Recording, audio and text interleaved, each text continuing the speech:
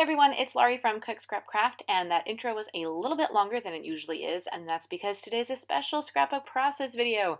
I am participating in the Mixed Media Frenzy YouTube Hop for the month of May. Some people are going to be on YouTube, some people are going to be on Instagram, but I have everybody linked below in the description box, so you definitely want to go visit and see how everyone interpreted our take on the lovely layout from Julie Taylor this month. That was the inspiration, and it's a gorgeous layout with some beautiful bright blues and bright yellows as the mixed media background, and sort of like triangular pieces going behind the photo.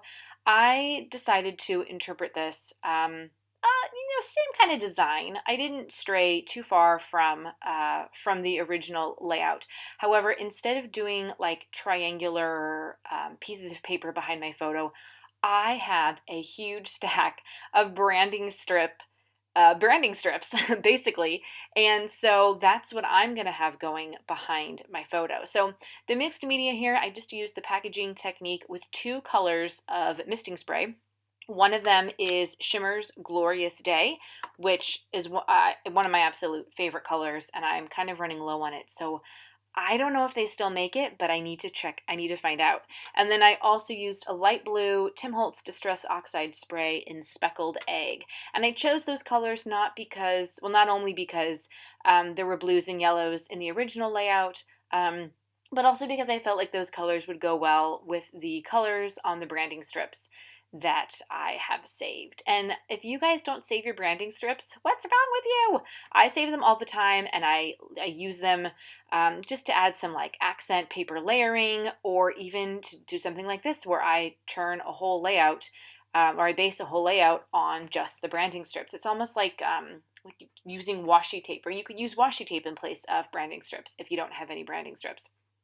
So anyway, I basically am just trying to kind of piece together where I want my strips to go, because just like the original layout, I wanted them to sort of fan out on the top and bottom and the diagonal behind the photo. So I'm just kind of picking, what branding strips I have, trying to find ones that will go together. A lot of these are not from the same collection. Like I said, I just have a random stack of branding strips for use in something like this. So I picked a few that had a little bit of yellow. Most of them have some type of blue color in them.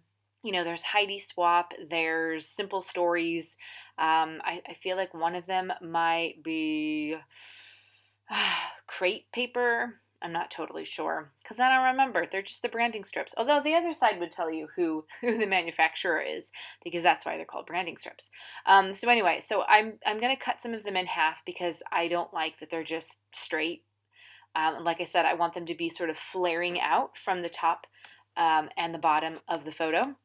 And that photo I printed in a 2x3 size with my Canon mini printer, which has totally come in handy. I wasn't like super in love with the color quality of this photo. It printed a little darker than how the original photo looks, but I'm not going to let that bother me because this is just a silly random photo of my kid just playing around in a room. She sometimes likes me to take pictures of her, and she does weird poses.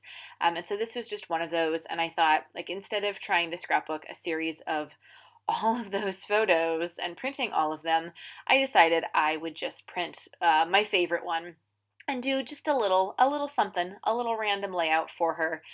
This photo was taken this month, so it was already on my phone. It was really easy to send it to my little mini printer and print it out. And then I am going to bump it up so that it's, sitting above the paper strips. And I was trying to do, like, one of the paper strips has sort of a curled edge. I was trying to get, like, kind of the other ones to be a little roughed up or curled up, because that's the way the papers looked in the original layout. And I don't know, they didn't really do much. And I don't have like an edge distressor or anything like that. And I didn't want to mess up. The strips are so small, I didn't want to like take scissors to them and end up, cutting my finger off while I was trying to fray them. So I just chose the route of safety and kept most of them all flat. But that's why I was like randomly rubbing my hands across the page, if you notice that. I know it goes kind of fast when it's all sped up. So here I am adding some foam squares. They're kind of like a medium size. I have ones that are smaller that I like to use for smaller embellishments. But if I'm doing a photo or something, a bigger embellishment, then I will use the larger size foam squares. And I just ordered those from Amazon. I got like a multi-pack of the big ones and the small ones, and they've been great. I still have it. I haven't used them all yet, but they did smell really weird, like really chemically. It was kind of gross. So air them out a little bit after you purchase them.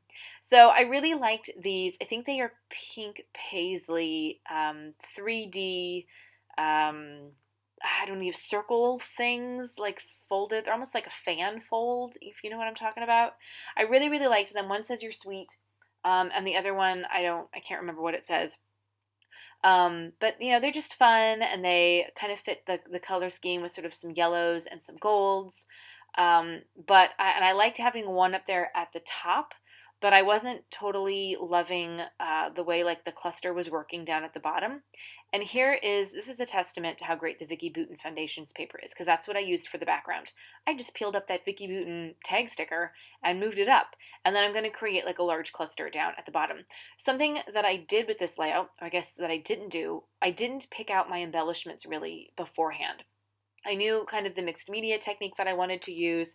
I knew that I wanted the paper strips. I knew my photo, and I knew I wanted to use those pink paisley embellishments. However, after I got to that point, I was like, what am I going to do? How am I going to embellish the rest of this? So I pulled out some Amy Tangerine. I can't remember that collection, but it's one of the newest ones. Those stickers are beautiful, but they are translucent, which doesn't really work well on like pattern paper or papers with colors, but on like a white cardstock, especially with just a little bit of mixed media behind it. The mixed media really shows up so nicely through these, the black and white stickers that are translucent, and even the other stickers that have color, they're still a little translucent. They pop so nicely on the white cardstock. So these were the perfect stickers to use for this, and I basically just kind of inserted the flowers, some hearts and stars, in just like the white space areas, and just built out from those paper pinwheel thingies as best I could. And I ended up really, really liking the way the whole thing turned out, I have to say. And I got to use up some of those stickers, which I had been a little sad about making that sticker purchase just because they were translucent, and I don't really like that. And I wish they would have said that in the description, the product description, when I purchased them, but that's okay. Now I just know that they're going to be great for the sort of mixed media business that I've got going on, especially if I use them on a white cardstock or a really, really light colored cardstock. So now I'm adding, and I probably should have done this at the very end, just a little bit of advice. Do what I say, not what I do. Adding some Nuvo drops. I did not smudge any of them, and I think this color is called Stone. I'm actually looking at it right now. It's called Pumice Stone. So it's just like a gray. It's a matte color. And I just added a few little drops for some extra dimension, just going around the embellishment clusters and in and out of the paper strips. And then I'm using some Pink Fresh small green alphas to do the title.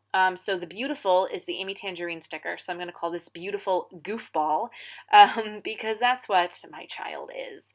And while this is, it looks like a very pretty layout, there's a lot of florals and whatnot, it's still a silly photo. So I wanted a title that kind of went along with that. So this is my mixed media take on the Julie Taylor inspiration layout.